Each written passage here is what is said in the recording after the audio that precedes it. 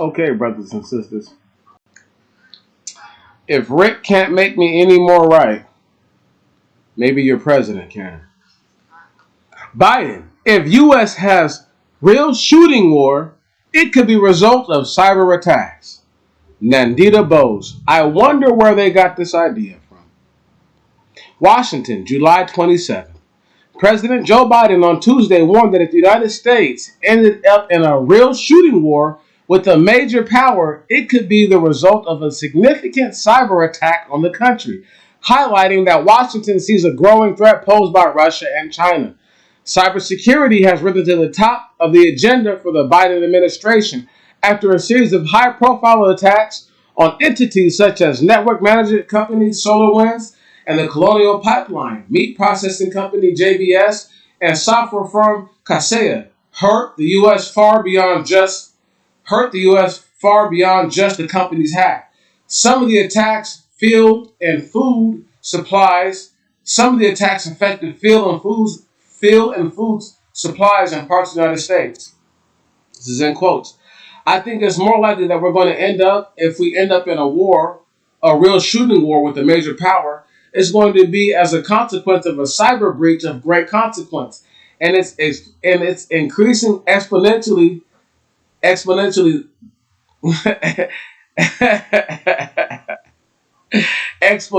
the capabilities.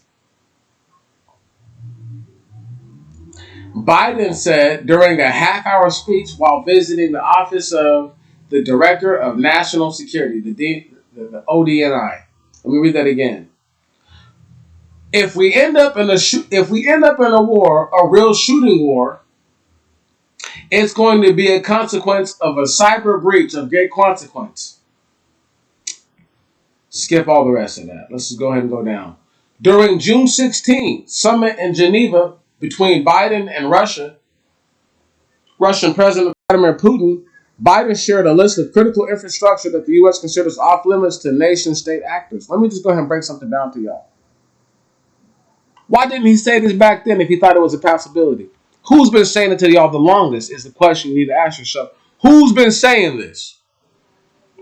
Who's been saying this other than me?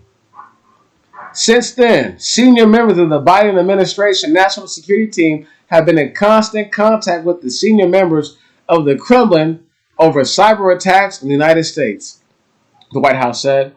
The Biden also highlighted the threats posed by China, referring to President Xi Jinping as deadly earnest about becoming the most powerful military force in the world, as well as the largest and most prominent economy in the world by the mid-40s, the 2040s. During his speech to about 120 ODNI employees and senior leadership officials, Biden also thanked members of the U.S. intelligence agencies, emphasized his confidence in the work they do, and said he will not exert political pressure on them. The ODNI oversees 17 U.S. intelligence organizations. I'll never politicize the work you do. You have my word on that, he said. It's too important for our country, he said.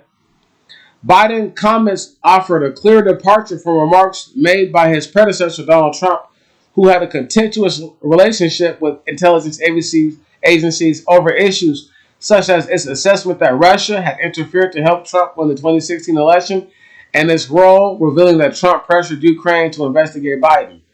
Trump went through 4 permanent or acting directors of national intelligence during his 4 years in office. Reporting by Nandita Bose in Washington. Edited by Grant McCool. By a fucking Irishman or Scotsman. Who cares? Listen, y'all. There's nothing else I need to say. What else have I said other than this? Anybody who thinks I'm lying, please tell me. Anybody who thinks I'm wrong, please tell me. But if you don't feel that way, I would please advise you to pull up your britches and get ready for the worst.